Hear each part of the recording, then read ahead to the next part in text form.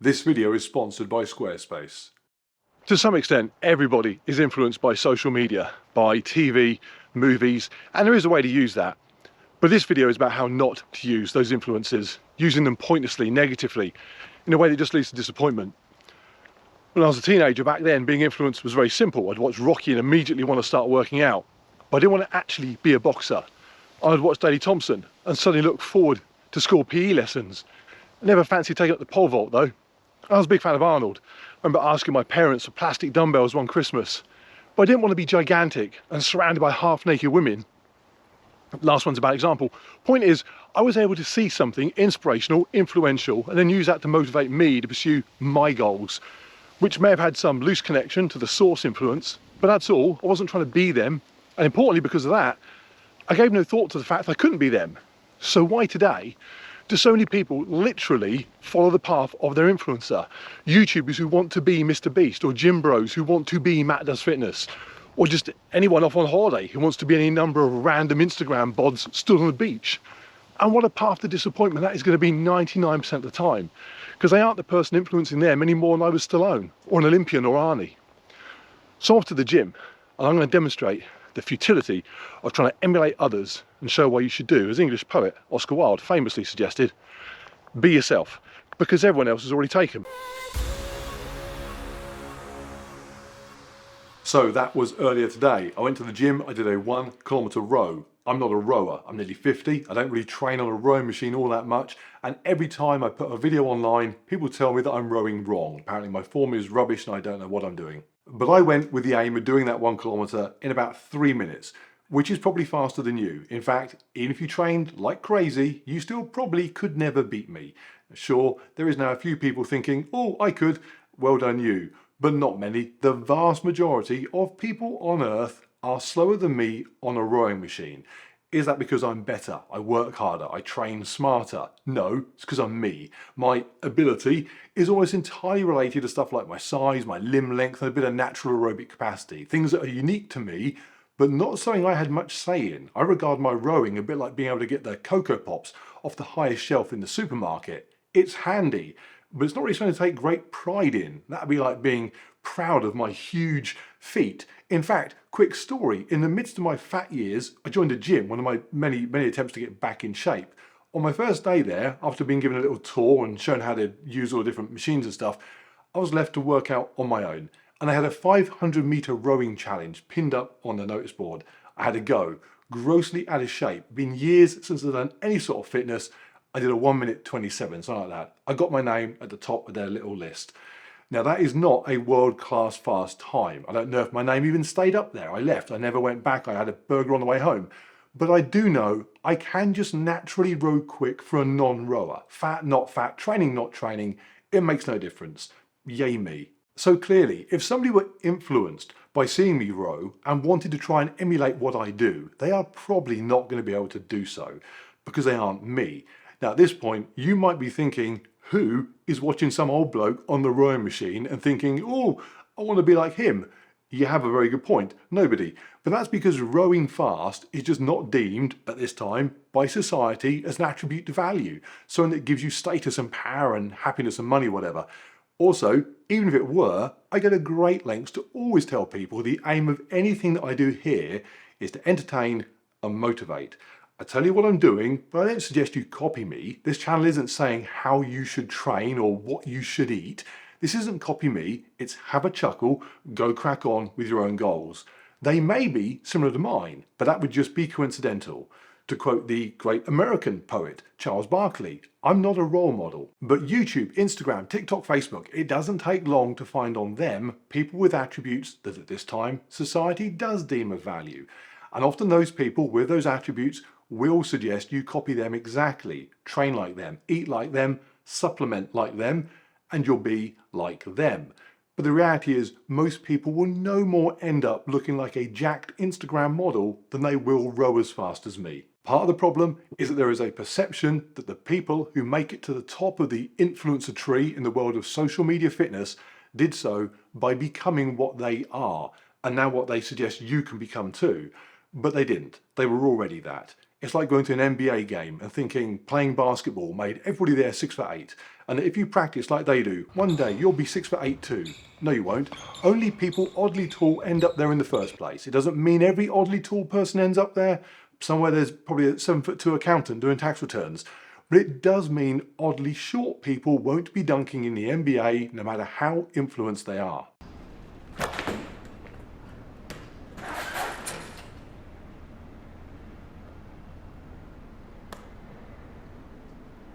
And if you think, well, that's different, I've seen before and after photographs of my favourite influencer and they didn't always look huge and jacked and shredded.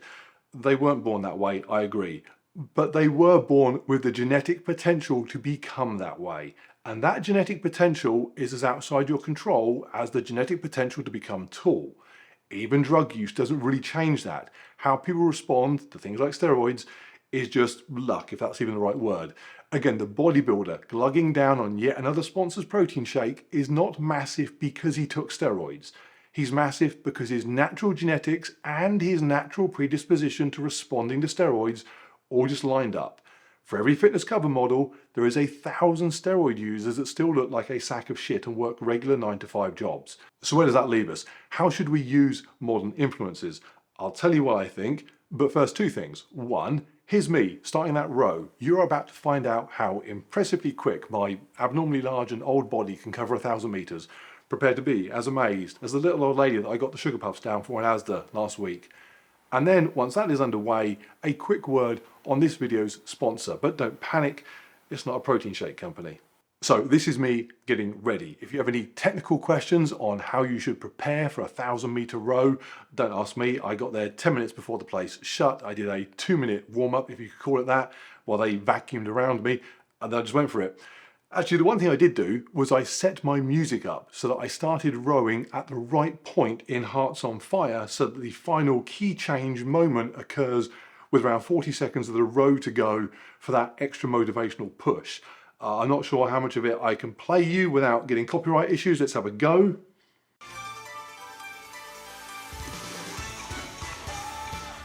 That bit.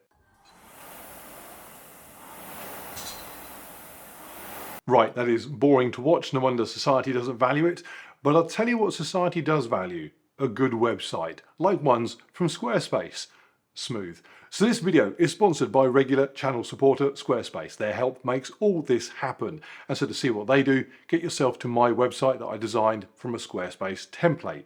It's a very good example therefore of what somebody whose website design skills are probably on a par with their rubbish rowing skills can still put together using Squarespace. So go check it out. It is also where most of the questions that I get asked all the time get answered. What races am I doing next? Where can you find the gear that I use? Details of my Facebook, Instagram, Patreon page, all that stuff is on there. And because it's so easy to edit and update either directly from your computer or on your mobile phone even, we are always adding new bits and pieces to it. So if you see me using something on the channel and want more details on it, chances are it's going to get listed on the site. So very happy to recommend Squarespace. If you are interested in setting up your own website, you just go to squarespace.com, you pick yourself a template from the loads that they have available, and you just tweak it and adjust it to your heart's content.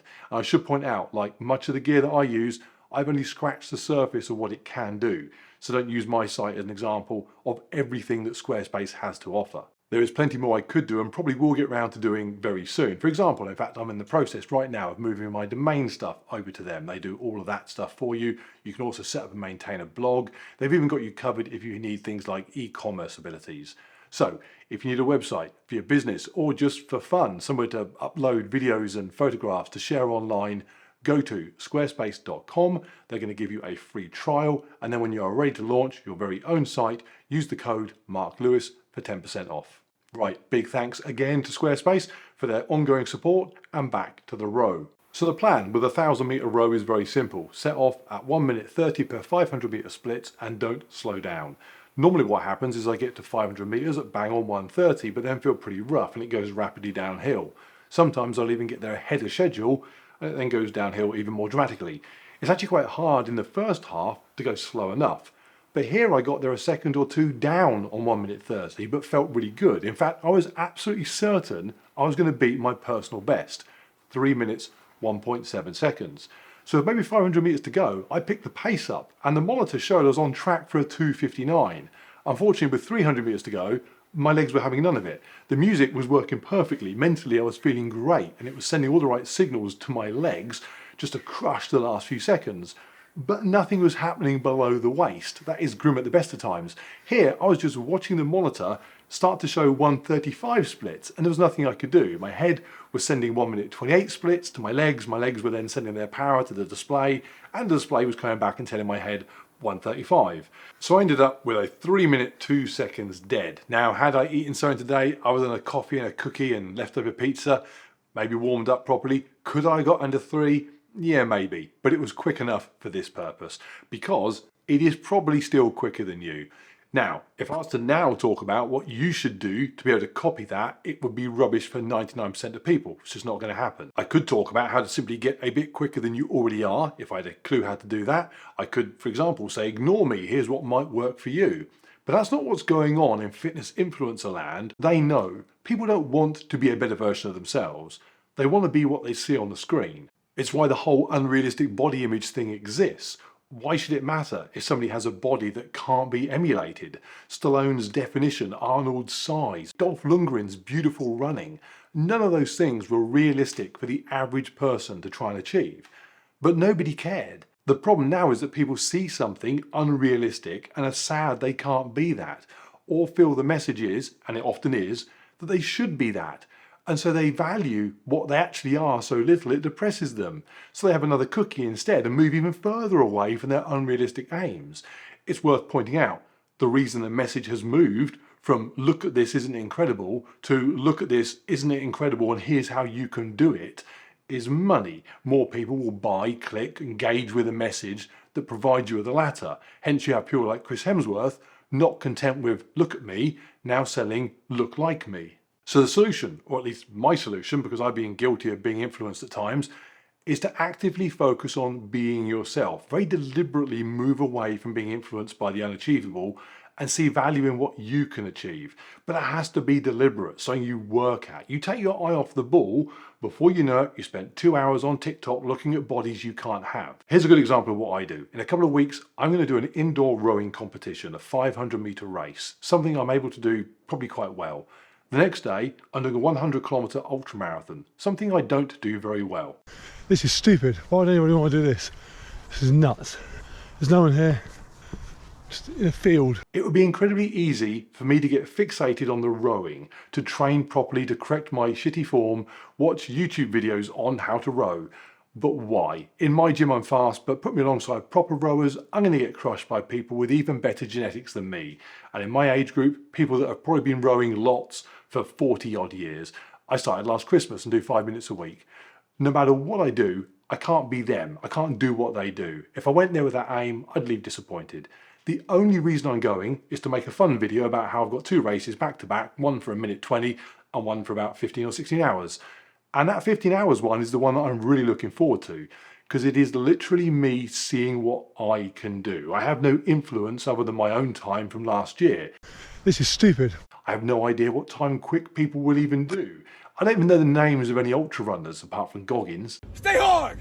It's why I also do stuff like High Rocks, where the little moments that my ego enjoys me doing well at are ruined by the many moments where my ego just runs and hides in the corner. I come away from those events wanting to be a little bit better at all sorts of things, running, lifting, endurance. I don't come away with a fixation on wanting to be somebody else. I don't want to be as lightweight as the guy who runs faster than me any more than he wants to be 6'6" to push the sled faster. We all just want to be us, but a bit better. There's simply too much going on with all the different events to look at any one individual and say, I'll do what he does, I'll be him. It's also a very good place to reinforce that society's current fixation on glistening six-packs and being massive as the pinnacle of fitness is probably temporary. It wasn't always that way. Daley Thompson was fitness in the 80s. Today, he wouldn't have got an audition for Love Island with that body. Times change.